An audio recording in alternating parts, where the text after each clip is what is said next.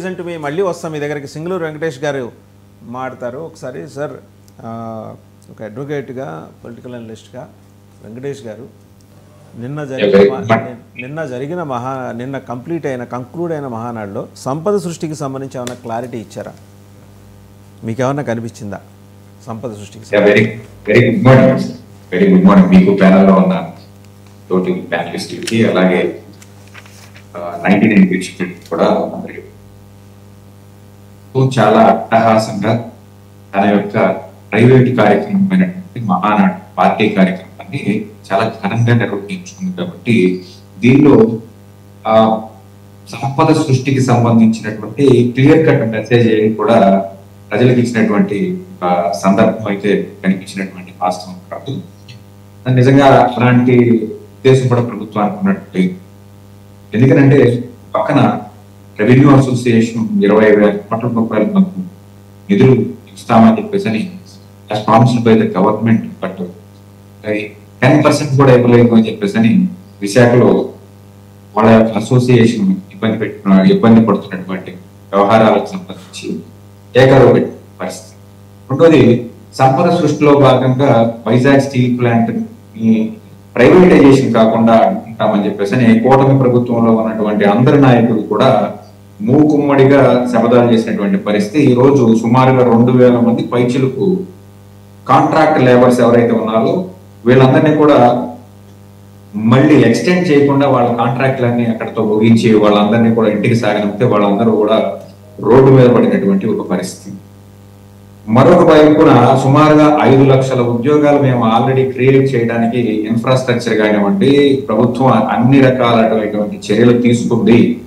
ముందుగా అయితే అసలు 5 లక్షలు ఇచ్చేసామని చెప్పేసనే ఈ ప్రభుత్వం సాక్షాత్తు అసెంబ్లీలో, మండలిలో అబద్ధాలు ఆడినటువంటి విషయం తెలిసిందే. అయితే ప్రతిపక్షంలో ఉన్నటువంటి వైఎస్ఆర్సీపీ అసెంబ్లీలో కాకపోయినా మండలిలో గట్టిగా పేకపట్టుకున్నటువంటి పరిస్థితి. ఎన్ని 5 ఉద్యోగాలన్నా మీరు ఇచ్చి చెప్పండి అని అంటే అప్పుడు ఉన్నటువంటి నారా లోకేష్ గారు ఇవ్వడానికి మేము ప్రయత్నం చేస్తున్నామని మాత్రమే చెప్పాం, గవర్నర్ ప్రసంగంలో కూడా ఇదే చెప్పామని చెప్పేసి అని వెనకడుగు వేసినటువంటి ఒక పరిస్థితి మనం అందరం కూడా స్పష్టంగా చూసినటువంటి పరిస్థితి. ఈ 5 లక్షల ఉద్యోగాలు ఎప్పుడు వస్తాయి? మెగా డిఎస్సికి సంబంధించి 16,000 పోస్టులకి నోటిఫికేషన్ ఇచ్చారు, ఎగ్జామినేషన్ డేట్ కూడా కాల్ఫర్ చేశారు. మరోవైపున ఈ విద్యా సంవత్సరానికి సంబంధించినటువంటి షెడ్యూల్ కూడా వచ్చేటువంటి పరిస్థితి మనం అందరం చూస్తున్నాం. మరి ఈ ఎగ్జామ్స్ ఎప్పుడు అవుతాయి, రిజల్ట్స్ ఎప్పుడు వస్తాయి, వాళ్ళకి ట్రైనింగ్లు ఎప్పుడు అవుతాయి, ఆ స్కూల్స్ ని ఈ కొత్త టీచర్స్ ని ఎప్పుడు అలాట్ చేస్తారు అనేది ఇక దీనికి సంబంధించి మళ్ళీ ఏవో కేసులు వేస్తున్నారు అని చెప్పేసి అని కూడా అంటున్నారు. ఈ డిఎస్సికి సంబంధించి వీళ్ళందరికీ పోస్టింగ్స్ రాకుండా, ఎందుకంటే దానికి సంబంధించి కూడా ఒక లూప్ హోల్ ని వదిలేసే ప్రభుత్వం ముందుకెళ్ళింది.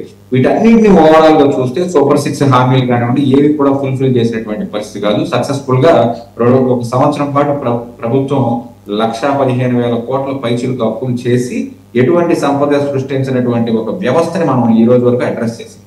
ఇక ఫ్యూచర్ కోర్స్ లో సంపద సృష్టి ఎలా ఉంటుంది అని అంటే, మొత్తం 55,000 ఎకరాలు రాజధాని నిర్మాణం జరిగితే కేవలం ఈ రోజు చంద్రబాబు నాయుడు గారు ప్రకటిస్తారు రైతుల షేర్ రైతులకి ఇవ్వగా, రిమైనింగ్ గవర్నమెంట్ ఆస్పెక్ట్స్ లో వాడుకోగా మన దగ్గర ఉన్నది 4,000 ఎకరాలు మాత్రమే. ఈ 4,000 ఎకరాలు అమ్మితే రాజధాని కంప్లీట్ అవుతుందా?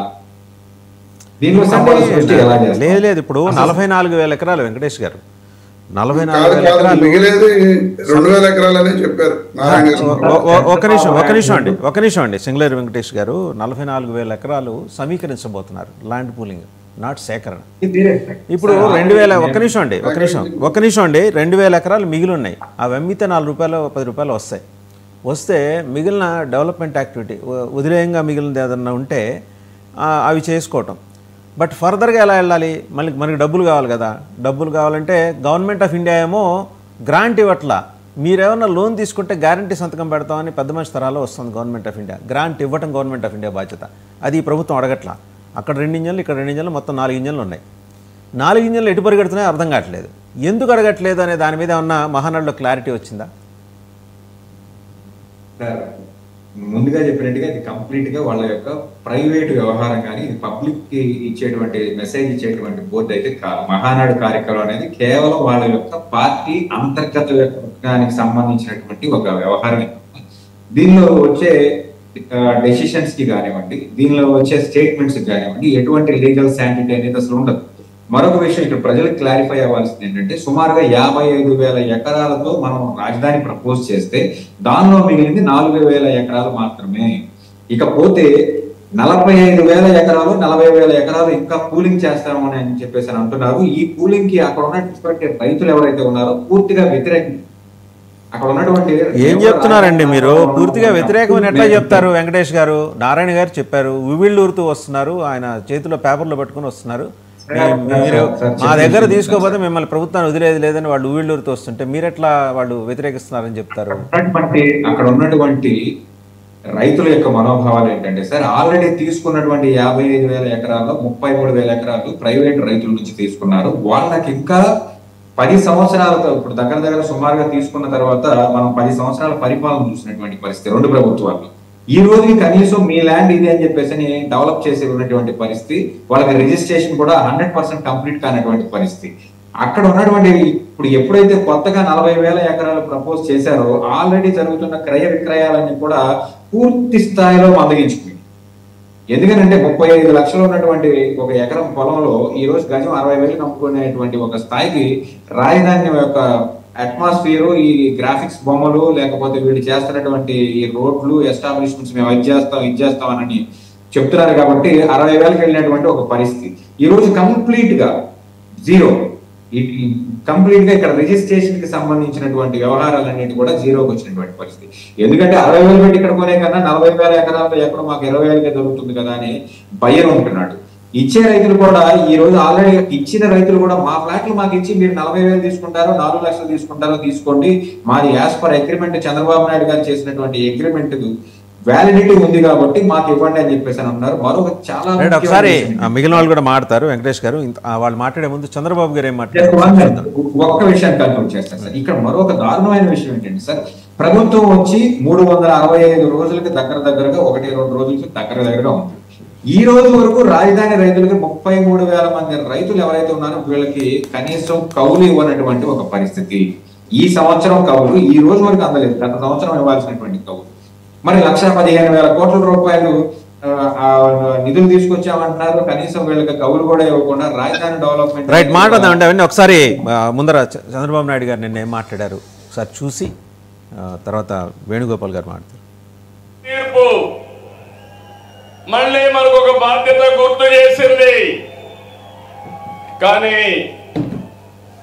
ఈ తీర్పును మనం అర్థం చేసుకున్నాం. ఓడిపోయిన పార్టీ ఇప్పటికీ అర్థం చేసుకోలేదు, అర్థం చేసుకోదు కూడా. అధికారం కోసం పుట్టిన పార్టీ కాదు తెలుగుదేశం పార్టీ.